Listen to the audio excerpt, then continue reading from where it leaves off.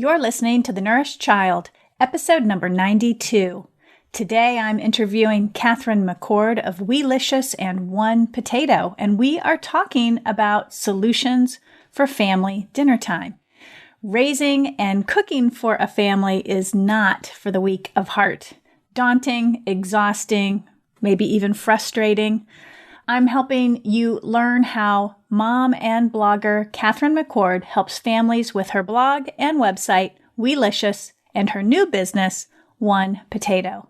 You can find all the show notes for today's episode over at jillcastle.com/092. That's 092 for episode number 92. Let's cue the music. Welcome to the Nourished Child Podcast, a show about childhood nutrition, feeding kids, and dealing with the ups and downs of growing a healthy child. Here's your host, registered dietitian and childhood nutrition expert, Jill Castle.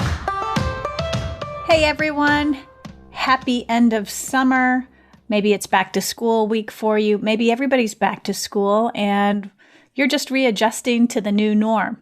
Today I've got Catherine McCord on the show. She is the founder of Weelicious and has launched a new business called One Potato.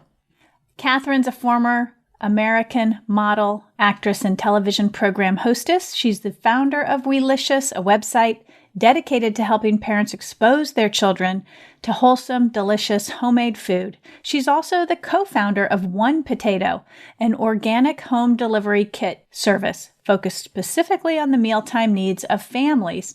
And she's the author of the cookbooks Weelicious, One Family, One Meal, and Weelicious Lunches, Think Outside the Lunchbox. McCord appears regularly on the Food Network's Guys Grocery Games and has had guest spots on the Food Network shows Next Food Network Star and Duff Till Dawn. Before we get the interview started with Catherine, which I know you're going to like, I wanted to just talk about a couple of things that are in the news these days. Some of you may have heard that there's a new weight app, I guess I would call it, weight app called Kurbo, released by Weight Watchers, and it is a weight loss / healthy eating app targeted at children age 7 to 18, and it's caused quite a stir in the media, from nutrition professionals to pediatricians to other people who work with children and even some parents.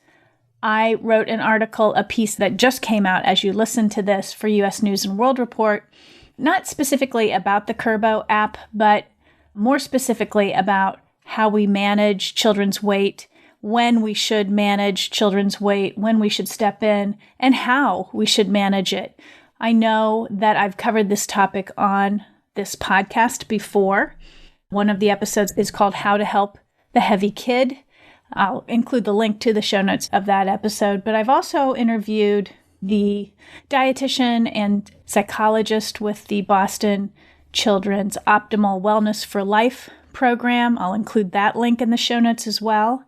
So there are a couple of perspectives to think about, and I have an upcoming guest podcast with Rebecca Scritchfield, and we'll talk about body kindness. So there's a lot of different swirling perspectives on what we do with children who carry extra weight.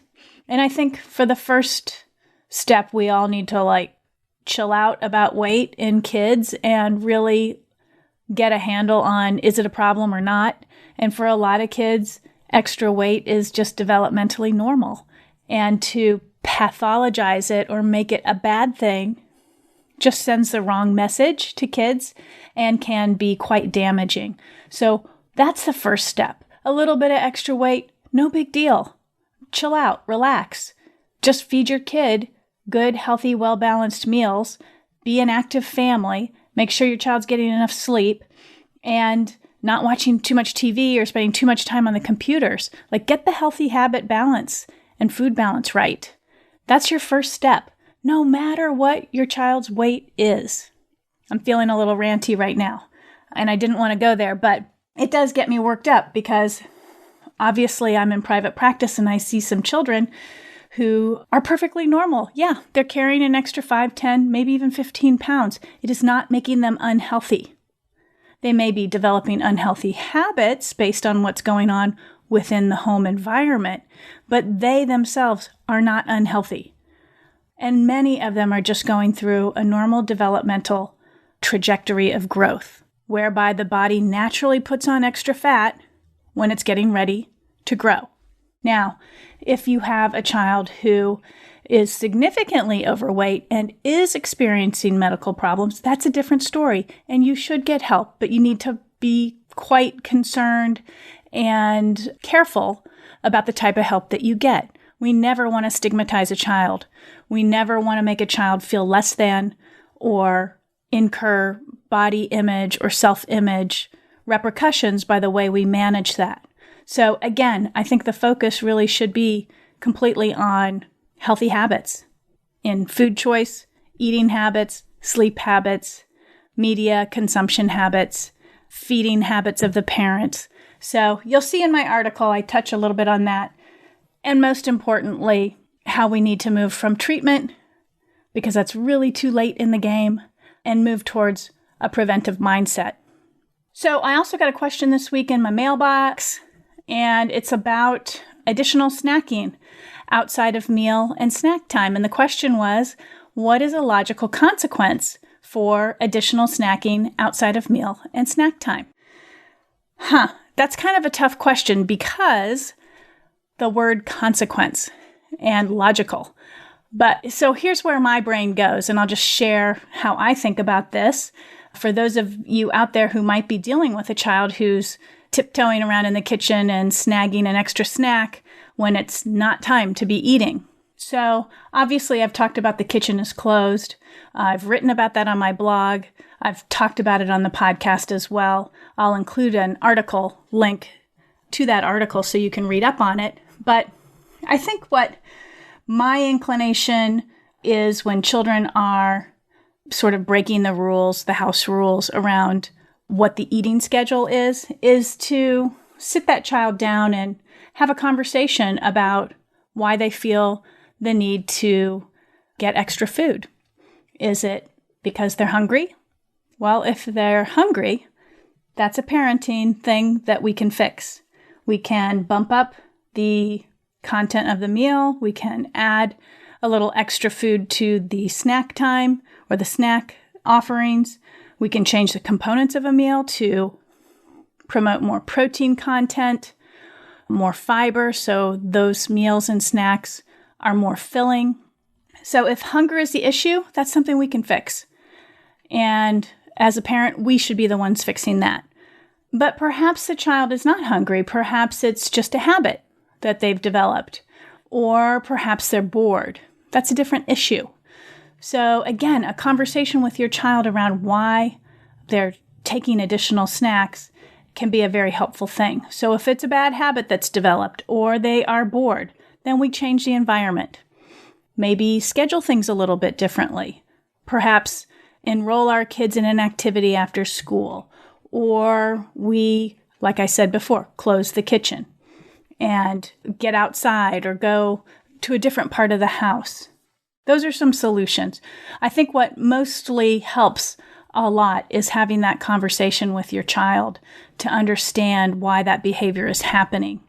And I guess an extension of that is if, in fact, you've had that conversation, you've determined a solution, you've worked on that solution, but this behavior keeps happening, then I think it becomes, your typical parenting discipline that you would do for any infraction. This is not something that's about the food. It's about breaking the house rules. And so as a parent, I would say, ask yourself, what are my typical consequences when my children break the house rules? It might be that you take away a privilege. Might be that your child goes to bed earlier that night. Might be that you cancel an event that you had planned. Whatever your, actions are to discipline your child when things have been intentionally broken, then that's what you do. But I guess overall, this is not something that most kids that I've worked with are doing on purpose. It's more of an unconscious thing. So bringing it to the forefront through a conversation can be really helpful. And figuring out a solution with your child can be super helpful as well. All right. That's that. Thank you so much for sending in the question. I think it helps other people to understand what other families are dealing with out there. And it allows me to give a little side sort of counseling or perspective that I have on some of these questions. So if you do have questions, don't be afraid to send them in. I might not get to your question, but if you do send me one, there's a good chance that I will. So let's get to the show. Here's Catherine McCord. She is, again, the founder of Weelicious, and her new business, One Potato, is an organic home meal delivery kit service for families. And I think you'll enjoy our conversation about what it's like to be a working mom, to have multiple children, and to, really focus in on those healthy family meals for your family. Here she is. Welcome to the show. Thank you. It's very nice to have you on. I know we've never met personally, but I feel like I've, known you from way back. And I was thinking, I remember back in, it was probably 2010 or 2011, and I was making your macaroni and cheese in my rice cooker. Oh my God, you're so cute. I love that so much. That's amazing. Amazing. So you've had Weelicious for a long time. When did it launch? It was like 2007 maybe, or 8? Yeah, I've had Weelicious since the birth of my son. He was born in February of 2007, and I started Weelicious in October of that year. Wow. So things have changed quite a bit in the blogging world. What would you say are the main differences that you've seen? I would say in the blogging world, when I started it, it was because I felt like I wanted a service to people. It was much more service oriented, trying to be very solution based. And nowadays I just feel like it's just, it's a bigger, probably marketing and PR opportunity. And it's much more of a business. So those are probably the key differentiators. Yeah. Those old days of WordPress, no photos or little thumbnail photos, to now ads and all kinds of stuff. It has really morphed quite a bit. 100%. Yeah. So how has Weelicious evolved over the years? I started Weelicious for baby food and baby food recipes and how to make kids great eaters from day one, which then went to toddler food and then family food. And this idea of how do we make cooking easy for parents, bring the family together, and making families feel like they're not short order cooks and making one meal for the entire family. Which is a huge deal, don't you think? Oh, 100%. Look, when you are a parent, you are making 21 meals plus snacks every day, or every week, I should say. And it's just daunting, especially if you've never cooked before.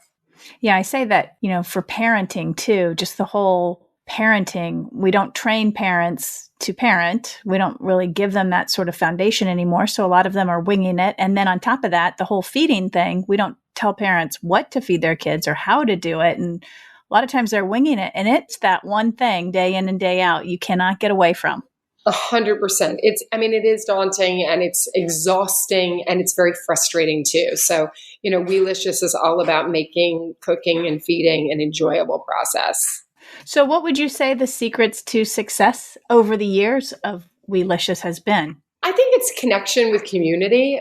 Getting to talk to, Weelicious families and followers and hear their struggles and, building upon, creating solutions to the struggles that families face. Mm-hmm, mm-hmm. And so I'm imagining that, over the course of the years, your family's changed. Probably your followers' families have changed as well. And that sense of community has probably allowed them to come to you and say, hey, what do I do when? Or how do I do this? Or I need something to, help my picky eater get more protein. Or, is that how it went down over the years? Yeah, it's really always been questions, I didn't, so much of what Weelicious has become was really just user generated. I want a recipe for this, and what's a tip for this? And, there was just, I went to culinary school, and I've, been in the food world for many years, but so much of it has been like my own little test audience in my home of, things that work, things that don't. And really, like, how do we make this next generation of eater an active participant instead of a passive one? Yeah, that's a really good point. It's a challenge to do. What do you think about, schools and the role that schools can play? I know you spend a lot of time on school lunches packed from home, but what would you say the role that school could be playing?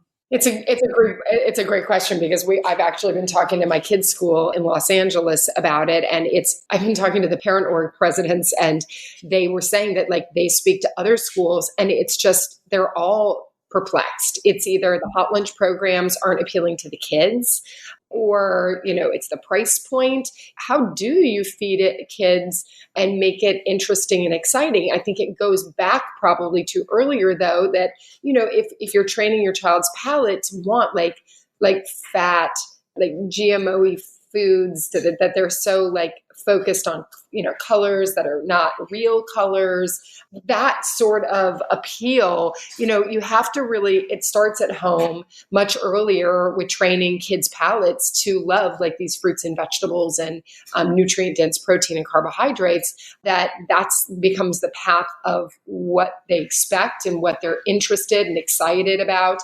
And, that it's not necessarily like either dumbed down foods or things that aren't good for our kids' bodies and brains. Yeah. I think what is challenging too is, if you're used to eating those foods at home, then you gladly accept them at school. But if you're not used to eating those things at home, and then you go to school and they're serving up, healthy, balanced meals, and you're not used to seeing that kind of food or eating that food, it gets challenging for the school and for the family and the child.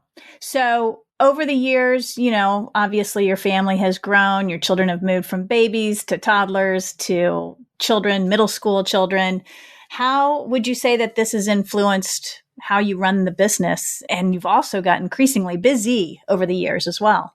I see it where, when I had one child, it was like, I think that you've heard it, small child, small problems, and bigger children, so it's like the more children, the different ages, even for me, again, very solution based. So I created a company around my own problem, which was that I didn't have any time. I was trying to save money, and I wanted something that my entire family would eat, no matter whether it was my husband's age or my smallest child's age. So that's why I created One Potato, which is an organic, family-friendly food company where you get 2 or 3 meals to your house. It's something that's affordable. It's something that, is very DIY, because we know that, like, when you serve your 5 people of different ages one meal where everything's touching, and one person's vegetarian and one doesn't like cheese, and one, this, that, and the other. So it's very DIY also, so everyone can have what they want. Mm-hmm, mm-hmm. And you have that sort of philosophy of one meal for the whole family, which I do too. And that's how I raised all of my children. There weren't really a lot of, did you want this or did you want that? It was kind of like, here's the menu. This is what's on the table. You navigate it. I'm sure you'll figure it out. Have you been able to successfully navigate this mantra in your own home with your own kids? 100%. I will never say that, if I'm cooking 7 meals, that every 7 that someone doesn't complain or say, oh, I don't want this. But really, I have one child that just doesn't want any orange cheese. That is the only food not wanting. One child that's a vegetarian since age 5 by choice. And then another that will basically eat anything. So, I know orange cheese goes on the side, or I don't have it, or, I know what all of my kids like, and I try to make meals around what we all enjoy most. But I'm always introducing new foods, and I, include them in the shopping. There was a farmer's market at my kids' school yesterday for the first time ever. It was really incredible. They were giving samples, and I was like, oh, get whatever you want. You can pick out any fruits or vegetables. Let's buy them, to try to support this program. And she was like, I want the kohlrabi. They had samples of kohlrabi. And I was like, I don't know if I've ever bought kohlrabi before. And she was like so into it. And I was like, God, it's just like, again, it's proof that like engaging kids in it and just saying, hey, go pick anything you want. I'll buy it, because it's all fresh food. So we're always, I just think that I'm always just trying to introduce, but not be a pusher. There's never I'm never like, you have to have it. I think that that's when you get into these like real food fights. Yeah, definitely. Definitely. There's nothing more offensive to a child than making them have to eat something, I think. Yeah, have to in anything in our lives is just, I don't like have to. So I can imagine, my kids wouldn't either. Right, exactly. And I think that sensitivity around the table is really helpful to families and for their children, especially. In raising your own kids, I imagine, you have 3, I had 4. There's always, little challenges that crop up along the way. My story is, my first one, I kind of cut my teeth on feeding and parenting. Even though I'd been a registered dietitian for 7 years and a pediatric specialist, I had a child that did not grow well and was anemic. And that was a real eye-opener for me because here I thought I was an expert in all things, nutrition for kids, and my own child was quite challenging to feed. So did you face any challenges in feeding any of your kids? I know you said you have one that's a vegetarian. Not that that's a challenge at all, but I'm just wondering if, have your children given you challenges around the table, or has it been pretty smooth sailing for you? No, there's never any such thing as when you put the word food and child in the same sentence and say like, yeah, I mean, my son is the vegetarian, as I said, since he was 5. And when he was almost 8, he started getting very sick with headaches and nausea. And this lasted for months of us trying to figure out what was going on with him. And he's the child that doesn't complain. Like, he could bang his head and he wouldn't complain. So it was very like, we knew something was wrong. And I was talking to nutritionists and doctors and really just trying to figure it out. And as I started going down the path, I realized that I was probably part of the problem, because as he could, be like, I want more waffles, I want more pancakes, crepes for breakfast. And I started going down that sort of carbohydrate sugar, even though they were natural sugars, it was still sugar. And I was just every day, like, that's how I was sending him to school. And I read this book, How to Get Your Kids to Eat Anything. In it, it had this line about smoothies. And so I was like, let me try that. So I took out a piece of paper one night and drew a picture, horribly drawn illustrations of different fruits and vegetables and foods. And I gave it to my son and said, you can circle anything you want and I'll make you a smoothie tomorrow. And it worked. And I kept doing it for days and making like different flavors. I mean, like super basic, but you can add spinach, you can add blueberries, you can add hemp seeds, like whatever you want. And within 3 weeks, all of his symptoms were gone. And we just, like, with him, just started realizing that, maybe he had a more sensitive system and that there just were foods that were really making him sick, just not feel good. And every morning he has a smoothie, as does our entire family. I think that sending your kids off to school and charging your body with fruits, vegetables, and proteins, or, really nutritious carbs, into your smoothie is the way to go. I wonder, do you think it was related to protein content or fiber? Because you clearly added those into the smoothies. I wonder if that helped, additionally, just his ability to pay attention and feel good. Again, like, it's what you feed your body and brain is what will help you to work, to benefit, to, get your engine running properly. So when you think about kids, and a lot of your business targets families and kids, what have you learned over the years from your work with your own family and some of your followers as the most effective strategies in helping kids eat and like a variety of foods? I think it's always about inclusion. I think that whether you're planting a little garden and, growing it together and turning whatever you grow into something that you will eat, going to a farmer's market, the grocery, giving children 2 choices that work in with you. Do you want broccoli for dinner or do you want raw carrots for dinner? The more you can include them in the cooking, feeding process, the more that they will be okay with eating the food. Yeah. So do your kids help with dinner and all that good stuff? Yeah, I mean, every day is very different. We tend to eat at home 6 nights a week. We always have breakfast together. So, I'm always giving them choices. I mean, like, again, we have one potato 3 nights a week, and it's very DIY. So they can basically build their own meal how they want it, within the, what comes in the meal. And they go through stages. It's really funny. Like, the weekends are the time they're like, I want to make breakfast or brunch. And I'm like, you go for it. I think that there's a lot of control and, like, don't mess up my kitchen with parents. I think that if, with my kids, like, one of my kids is like hyper creative and will be like, I'm going to make this. And I'm like, whoa, okay, give me the recipe. Like, let's write it down together. Let's, like, free reign is not always the greatest way to go. But within, I think it's also important to be like, if you want to go make yourself avocado toast or you want to bake some muffins or whatever it is, as long as, whatever rules that you put in your kitchen that, like, either you have to clean up or, whatever you decide to put around what makes you feel comfortable, especially when it comes to safety, depending on the child's age and experience, I think it's great to get your kids in there. It really, really empowers them. This episode of the Nourished Child podcast is brought to you by the Nourished Child Project, a program for parents. Do you feel like you somehow missed out on the basic nutrition education you need to successfully nourish your child? I bet you did. Many parents strive to nourish their child well, but find themselves faced with challenges and questions. In the Nourished Child Project, you will get my blueprint for nourishing healthy kids inside and out. Here's actually what you'll get. A food system that includes a balance of all foods, not a restrictive meal plan or diet. A feeding strategy that is proven to be effective and nurturing to children, as well as ways to build healthy habits for now and into the future. Get the Nourished Child Project today by going to www.jillcastle.com/programs.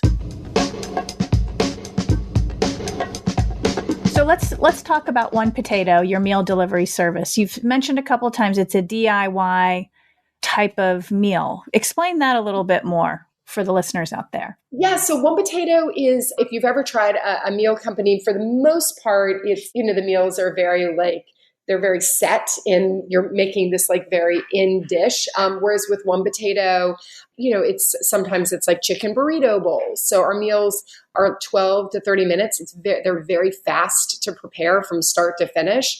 So, like, with a chicken burrito bowl, we send you our cooked chicken, like our pulled chicken. You make your own quinoa, which we send you, but it still only takes 10, 12 minutes. We'll send you, like, homemade guacamole and salsa and lettuce and maybe chips. So all the protein, all the sauces, my kids, they'll be like handfuls of cheese on top. And, even for my son, that he'll make a vegetarian one. So the meals really are meant to be shared no matter what type of either diet you're on, health regimen, or your preferences. If you're ordering, you order online and you look at what the selections are for the week and you make your choices that way. Exactly. So we have 5 seasonal meals week to week. We have our One Potato family favorites week to week also. So there's, like, tons and tons of different variations you can choose from. We do gluten-free, nut-free, omnivore, vegetarian. So you can pick, like, all kinds of different meals, and it just makes it super fun to really also get your kids in there. Like, here's the meals for next week. What would you like? And it just that way, the more, again, you're in the inclusion of asking them to be part of it. Mm-hmm. And how did you decide which recipes you'd include? So for the most part, we started with the most, based on data, the most popular Weelicious recipes. And then just started thinking about the things that, like, we're 3 founders. We have 7 children between us. So oh, wow. Okay. Talking, we call them our board members. They're our test audience. So we really started to, like, ask them what they wanted and, like, our favorite meals and things that we loved when we went out to eat. And we're just always building on them. So we have 220 meals, holiday meals. So it's really, really fun. Wow. And what is the price point for, like, on average for a meal? Right. So it depends on your size of family. For, a family that's 2 adults and 2 children for 3 meals, It's right around $80, including shipping. So, it breaks out to be, $27, $28 a meal. So it's not, when you start to break it down even more than that, the cost per person, I dare get anyone to go to the grocery or go out to eat and get a meal that's, within that same price range. Oh yeah.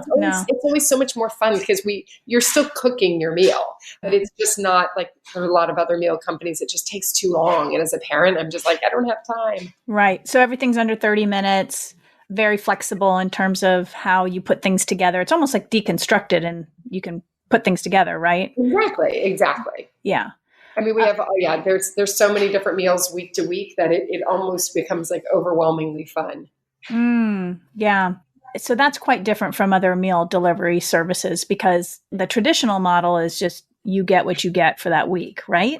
I think every company is different in their principles, philosophy, and focus. So, it depends like what you enjoy most. I mean, for us, we're also organic. So we believe that every family looks very different. So it's a base of 2 adults and then 1, 2, 3, 4 kids. Because like you said, like you have 4 kids, I have 3 kids. So family box from another company is 2 adults, 2 kids. And for me, I'm like, well, what do I do with my other child? Is she not going to eat? How's this going to work? Right. What's your favorite meals from One Potato? Oh my God, that's like literally a week to week. Well, this week we had Nourished chicken and we literally were like fighting for the last bites. And we had chicken burgers we're having tonight. We had pizza balls last night. So, with salad and with a springish summer salad. So, again, I love the burgers. I love the chicken burrito bowl. I mean, anything. I don't know if I've ever had one that I'm like, because we make them, based on what we feel like we all love. Yeah. And quite a variety too, it sounds like, which you'd be hard pressed, I think. Well, I don't know. I'm speaking for myself. I get into a rut sometimes of making the same things, not over and over week to week, but like you have your sort of your menu, your items that you feel good about and you're good at making. And that list might be 10 items long. It might be 25 items long, but it sounds like with One Potato, you can incorporate quite a bit of variety. That's what's so fun. I mean, like my kids, just love it. And what's so unique about One Potato is our sauces and dressings. And really it's like everybody can make a meal, but what binds the meal and makes you want it over and over are those sauces and dressings that are just so irresistible. Mm-hmm.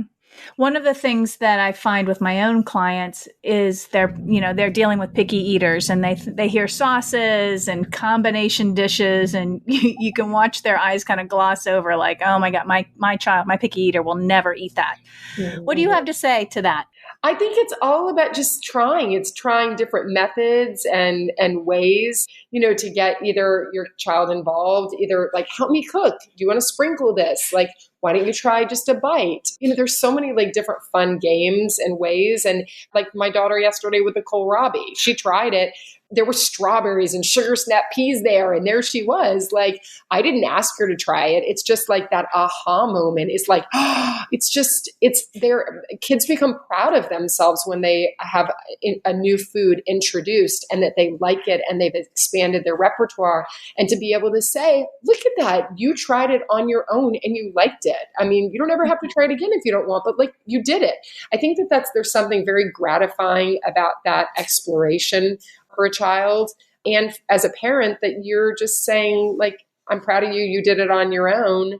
It feels good for everyone instead of you have to eat that and berating your child. And it becomes this food fight that no one feels good about themselves. Yeah. And we talk about the fact, or I talk about the fact with parents sometimes that, kids remember those negative occurrences at the table. In fact, we have research that tells us, you survey a bunch of college kids and they can tell you all their negative experiences at the table.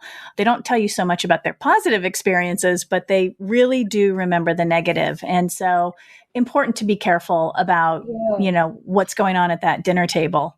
And how your kids walk away from it. Do they walk away feeling nourished and satisfied and happy, both emotionally and physically, or are they walking away, after a big fight and a lot of pressure and stress?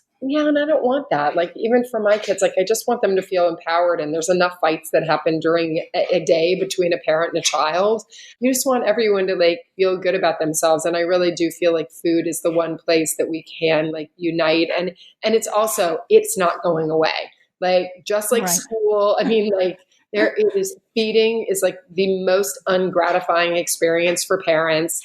And for kids, it's just like they don't care. I mean, I most kids are just like, whatever, I'll eat whatever. Just, Hmm.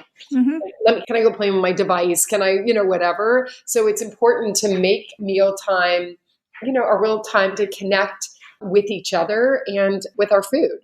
What do you make of, these scenarios where the parent and what the child eats is way more important to the parent than it is to the child? Like you said, a lot of kids, if it looks good and it tastes good and it smells good and it's a pleasant eating environment, they're good to go. It doesn't get much more complicated.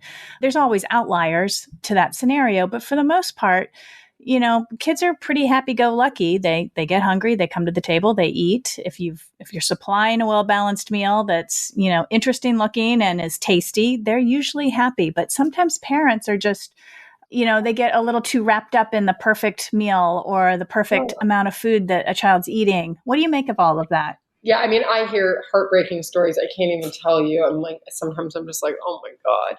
Look, the one thing that I think that can be harmful is when parents project either their own experience or what's going on in their own bodies on their children. I mean, I've heard just really hard stories over the years. And I think that they're, like, your children are not you. You're providing them with a different experience. Someone I work with, like, the first time we've worked together now 10 years, and when we started working together, I was like, we'd make a dish and it would have asparagus. And I'd be like, oh, do you want to try this? Not even thinking twice. And he's like, no, I don't like asparagus. I'm like, you don't? Why? I mean, what do you not like? He's like, well, I don't know. I've never even tried it. I was like, what do you mean? He's like, my dad didn't like it, so I don't like it.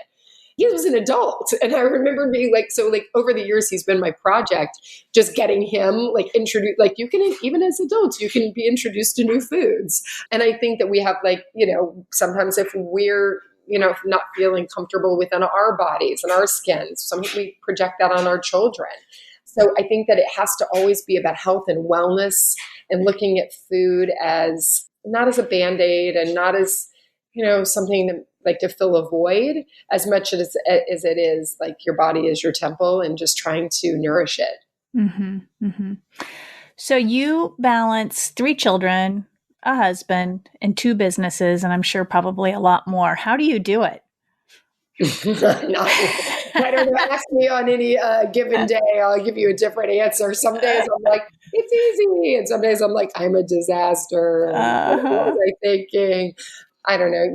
My honest goal is just like being happy day to day, and you can't have it all. So don't even try. Just, you'll never have exercise and friends and the perfect marriage and, children that are just excelling. It's something will always fail, and just attempting to make light of it however you can to stay happy and mentally stable.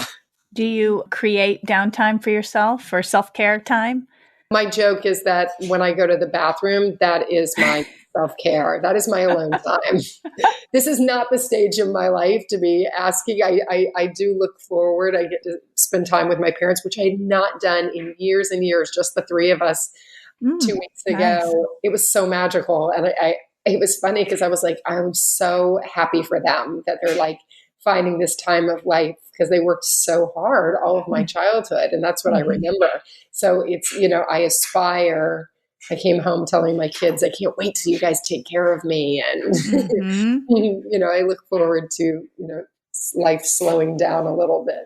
Yeah. Well, 10 years ago, I was where you are right now. And at the time, I was running a full-time private practice in Nashville. And my first book came out. And I don't know how I was doing it. I really don't. I look back and I think I had meals in the crock pot, a dinner on the table every night, 6 nights a week. That was extremely important to me, and very present, going to all the games, active in the school. I don't know how I did it, but I think when you're in that season, you're just doing it, and there's a lot of joy in it, and there's a lot of purpose.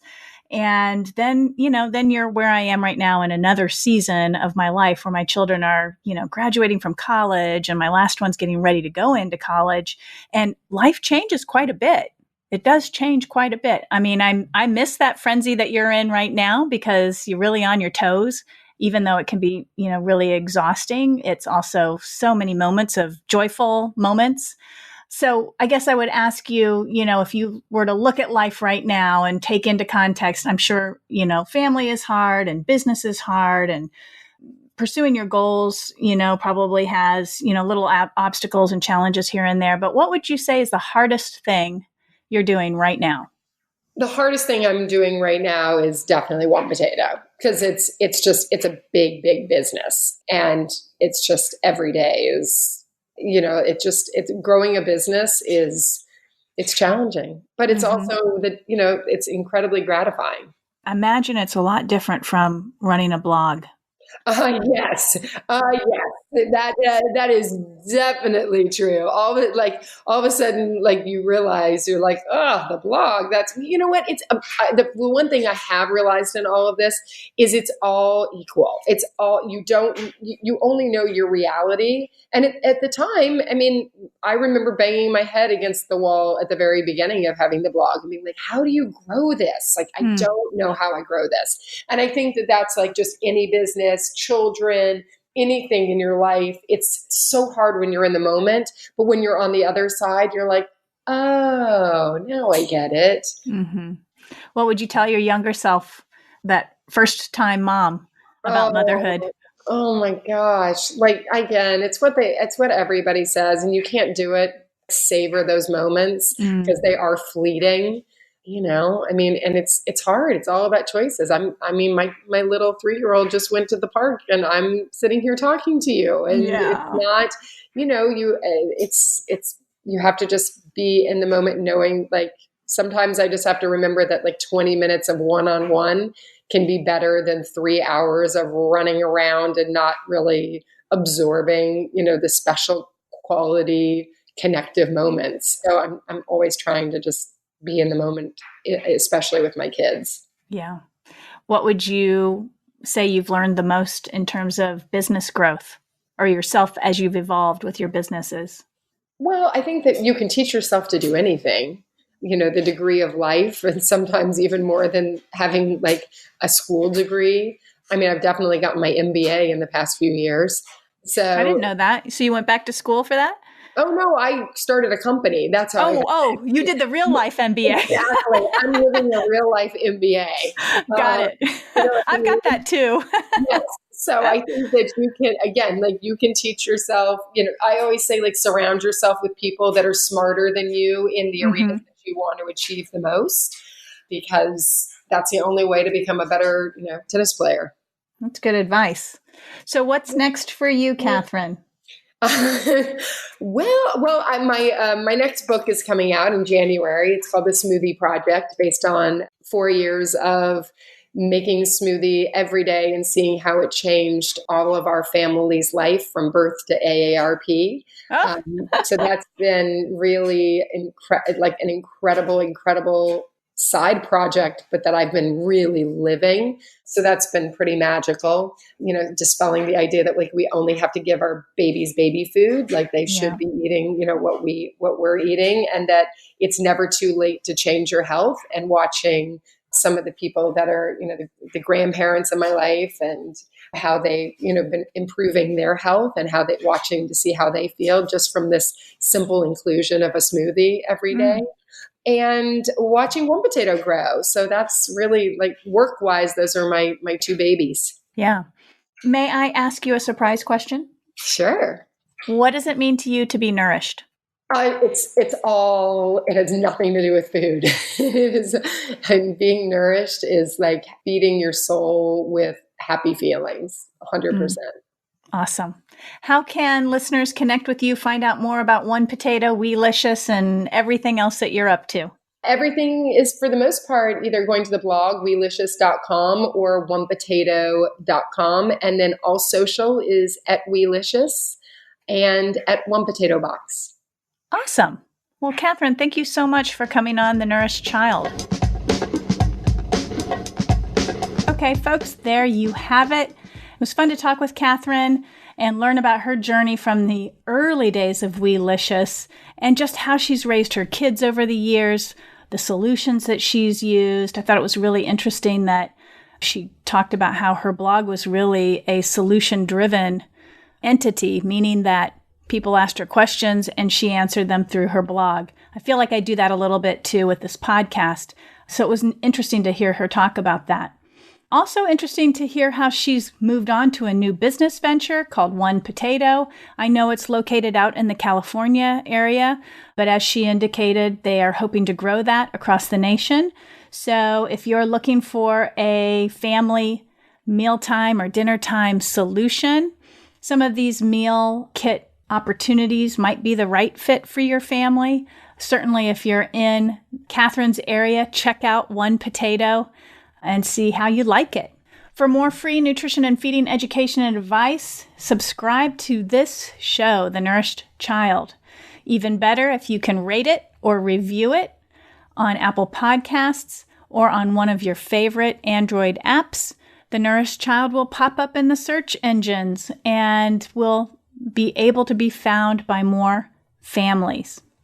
Up next on The Nourished Child, farmer, mom, and educator Bet Howrigan talks about what it's like to live and work on a dairy farm and to work with children in the school system. It's going to be a great episode, and I hope you will tune in. Thanks for joining me today. I know your time is tight, and I appreciate being on your list of things to do. Whether you're out there walking or driving your children around in the car or just taking some time for yourself to listen and learn, I know you're helping yourself and your child just by tuning in. So don't forget to give that child in your life today a loving squeeze. Bye for now. See you next time. Thanks for listening to the Nourished Child podcast, where the #1 goal is to help you grow a nourished child inside and out.